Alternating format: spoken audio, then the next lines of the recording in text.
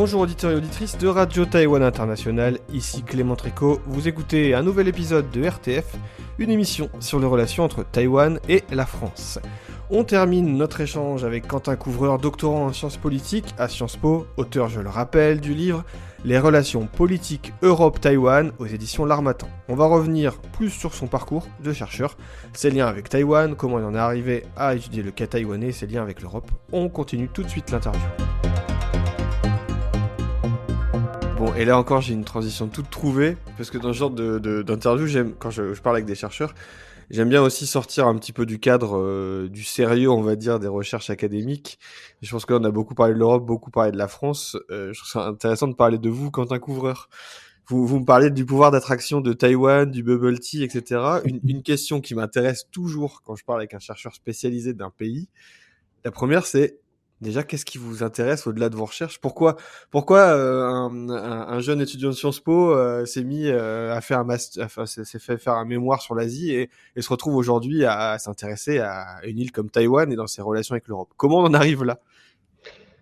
C'est un peu le parcours presque, avec quelques années d'avance, le parcours de ces étudiants que je décrivais à l'instant.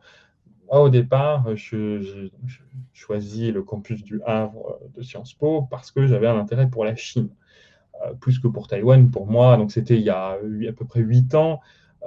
Taïwan n'était pas vraiment sur ma carte mentale, si vous voulez. Donc j'avais un intérêt pour la Chine qui m'a poussé à étudier la langue chinoise. J'ai passé un an à l'université de Pékin en 2017-2018, ce qui me pose d'ailleurs encore des problèmes pour comprendre les caractères traditionnels qui sont utilisés à Taïwan. Encore un peu d'effort, ça finit Ah par oui, rentrer. oui, oui. Il y a beaucoup de traits. Et donc à cette époque, je m'intéressais assez peu à Taïwan, faut être honnête. Et j'ai moi-même eu à choisir une destination de troisième année à l'étranger. Taïwan faisait partie de mes options, mais j'avais plutôt choisi une autre destination de ce qu'on pourrait appeler le monde chinois, et j'avais choisi Singapour.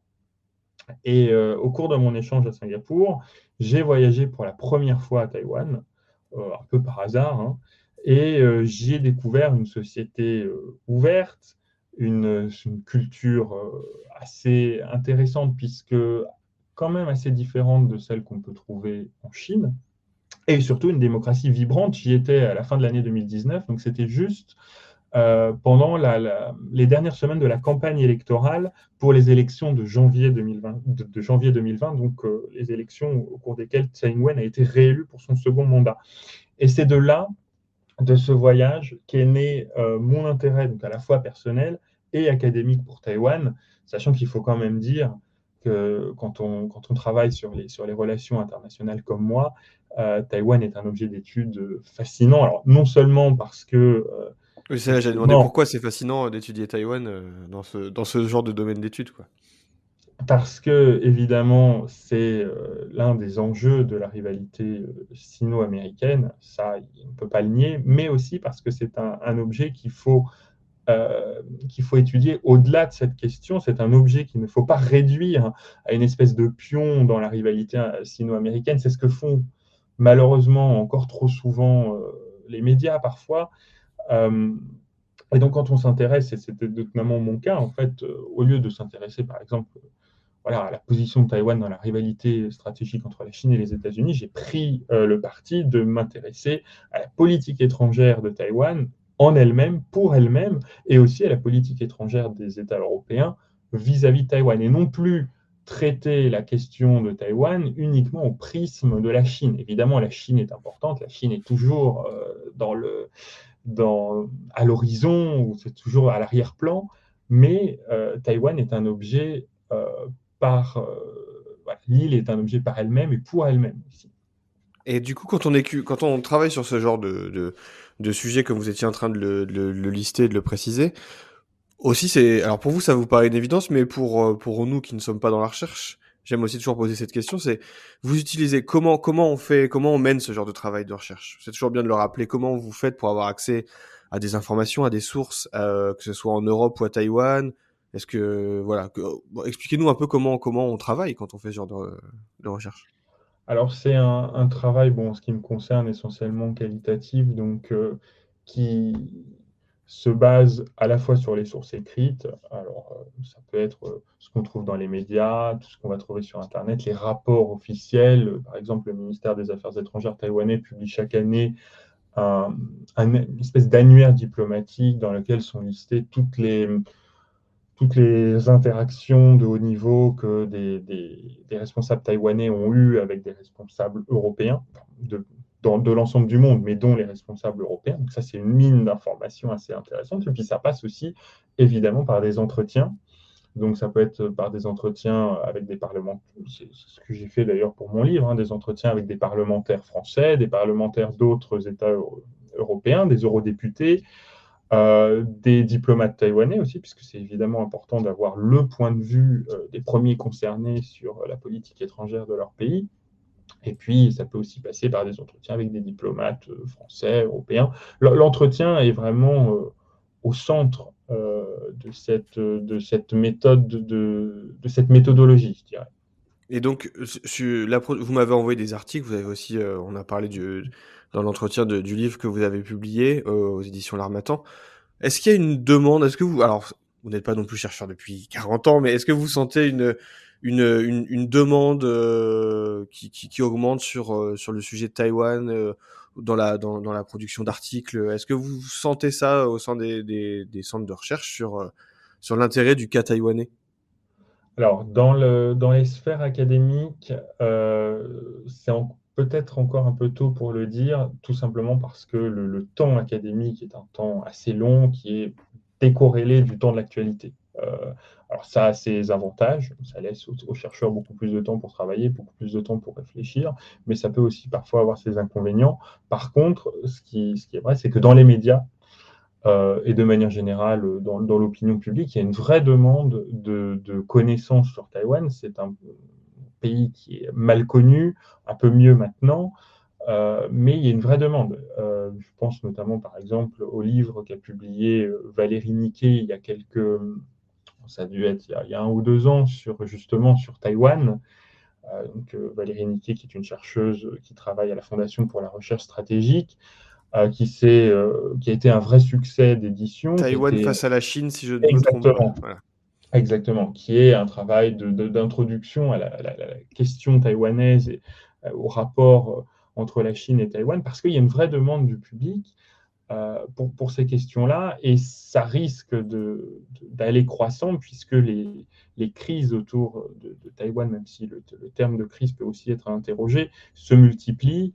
On a eu évidemment tout ce qui s'est passé autour de la visite de la speaker de la Chambre des représentants Mm. américaine, donc Nancy Pelosi, à l'été 2022, il me semble, avec ensuite tous les exercices, toutes les manœuvres chinoises autour dans le détroit de Taïwan. Donc ça, ça a beaucoup fait Qui perdure parler, d'ailleurs encore aujourd'hui. qui perdure encore aujourd'hui. Et donc, les médias ont une vraie demande d'expertise. On a vu, par exemple, pour la première fois, le représentant taïwanais en France, donc M. François Wu, qui a récemment été nommé d'ailleurs vice-ministre des Affaires étrangères à Taïwan, intervenir dans les médias français. C'est C'était vrai que quelqu'un maintenant on le qu'on voit de entendait, plus en plus souvent, d'ailleurs à peu voilà, près partout. Hein.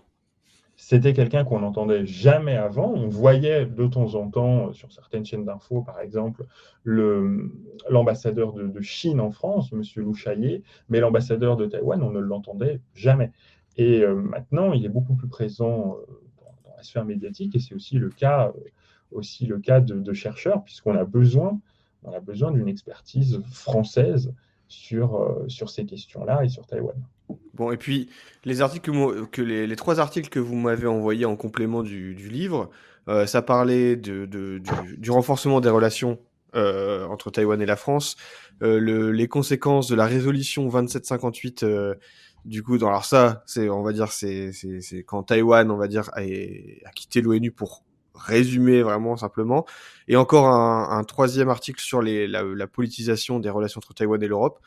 Une question toute simple, hein, pourquoi m'avoir envoyé ces 3 articles-là et voilà, pourquoi ces 3-là? Alors, parce que c'est 3 articles qui résument mes travaux de recherche, tout simplement. Le premier axe, c'est évidemment les relations politiques entre l'Europe et Taïwan. C'est ça sur lesquelles j'ai travaillé en premier. C'est là-dessus que j'ai fait mon mémoire. Et bon, les relations on pourrait dire que d'une certaine manière, les relations entre Taïwan et la France, c'est un cas particulier des relations entre l'Europe et Taïwan, donc ça s'inscrit dans ce premier axe. Et le deuxième sur la résolution 2758, donc résolution des Nations Unies 1971, où l'Assemblée générale expulse les représentants de Chiang Kai-shek, puisque c'est l'expression qui est officiellement utilisée dans le texte, de l'ONU. Ça, je l'ai choisi parce que ça rappelle l'orientation multilatérale de mes recherches actuelles, puisqu'encore une fois, mes recherches actuelles doctorales, elles portent sur la politique de la Chine à l'ONU. Et disons que les tentatives de la Chine pour empêcher Taïwan d'exister sur la scène multilatérale et notamment d'exister dans les enceintes onusiennes, c'est aussi un sous-champ de cette politique multilatérale de la Chine qu'il ne faut pas négliger. Bon, et puis, dernière question, et après je vous laisse tranquille. J'adore aussi poser cette question pour terminer. Vous m'avez dit que après un voyage à Taïwan, ça vous a intéressé, etc. On voyage, on découvre un petit peu la réalité sur place de la société. Est-ce que vous avez des choses à me raconter, des anecdotes, que ce soit de terrain, de travail en étant sur place, ou même tout simplement de vacances, pour comprendre un peu comment, qu'est-ce qui finalement a fini par vous plaire? Qu'est-ce qu'il y a quelque chose qui vous avait marqué particulièrement? Un souvenir là comme ça qui vous viendrait. Je vous prends de court exprès. Ben, je veux vraiment revenir là-dessus, mais je ne sais pas si c'est une anecdote ou voilà. Ou même juste une rencontre dans le voyage. Je sais pas moi, un plat qui vous a marqué, un truc, juste même quelque chose de complètement déconnecté des recherches. S'il y a rien, il y a rien, hein.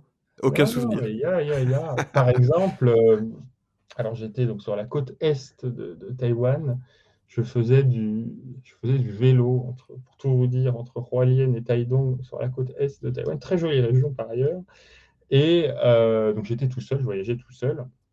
Et je rencontre, lors d'une de mes nombreuses pauses, parce que je ne suis pas très sportif, je rencontre un Taïwanais qui vient vers moi. Alors, c'est toujours assez, d'ailleurs, ils viennent et ils parlent anglais, puisqu'ils veulent vraiment essayer de parler anglais. C'est assez, même quand on veut leur parler chinois, ils nous Ouais, ça parlent en arrive assez anglais. souvent que les Et Taïwanais répondent en anglais, assez même si. intéressant. C'est quelque chose qui, moi, ne m'arrivait pas en Chine quelques années auparavant. Il fallait parler chinois et on répondait en chinois. Euh, et qui m'a invité, il me connaissait absolument ni d'Ève ni d'Adam, donc je ne connaissais pas non plus, et qui m'a invité, on a sympathisé, il m'a invité chez lui. Donc moi j'avais mon hôtel un peu plus loin, il m'a dit mais c'est pas grave, je passe te prendre, le soir et je t'emmène en voiture chez moi. Et donc en fait on est allé chez lui, c'était un peu plus loin dans les montagnes, un petit village un petit peu reculé. Et donc je me suis retrouvé au milieu de cette famille taïwanaise qui parlait un mandarin matiné d'une langue que je ne pourrais pas dire laquelle, mais que je ne comprenais pas tout à fait. Et je me suis retrouvé voilà, à partager le dîner avec cette famille et voilà, d'une grande générosité. Et c'était, malgré la barrière de la langue, hein, qui était quand même bien présente, un vrai moment d'échange et je dirais de partage, euh, et qui montre quand même que c'est une société assez ouverte. Et moi, c'est vraiment ça que je veux retenir de mon voyage à Taïwan, même si je pense qu'il ne faut pas évidemment idéaliser la société taïwanaise. Mais j'ai trouvé voilà, une société assez ouverte, assez bienveillante, et qui est résumée, je pense, par cette rencontre et par la manière dont j'ai été accueilli par cette famille dans un village de la côte est taïwanaise. Bon, écoutez, merci beaucoup, Quentin. Je pense qu'on va pouvoir s'arrêter là. Merci d'avoir participé avec nous à cette longue interview sur RTI. On retrouvera forcément tous les liens vers vos articles et votre ouvrage sur la page de l'émission. Merci beaucoup. Merci à vous.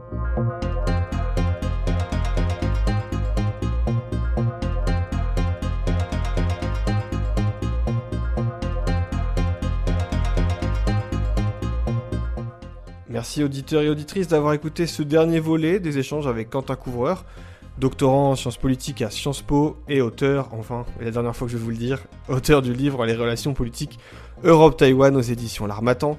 Comme d'habitude, vous pouvez vous rendre sur la page de l'émission, vous retrouverez des liens vers notre invité et aussi vers les podcasts. Je vous invite largement à vous abonner. C'était donc Clément Tricot, portez-vous bien et rendez-vous pour de prochaines émissions. Au revoir.